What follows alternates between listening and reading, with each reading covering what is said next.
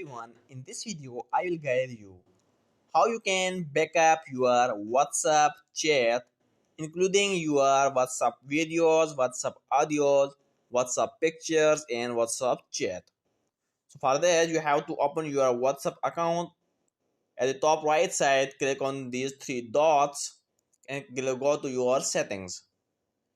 Now here you can see option called chats. Click on this chats option. Now scroll down and here you can see option called chat backup. Click on this chat backup. When you click on this, here you can see include videos. Turn on this backup using cellular. Click on this, both you have to turn on these both. Now here you can see at the top there is written as Google account. You will click on this Google account and it will give you an option to select your Gmail ID. So all the Gmails that you have logged in your mobile will be visible and you will select any one of them. So the chat will be backup in that email. Next time when you want to restore your data or restore your chat, you will use that Gmail ID that you will select here.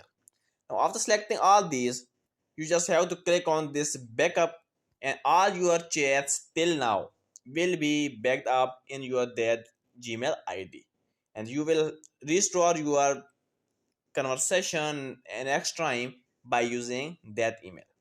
So this is how you can backup your WhatsApp chat.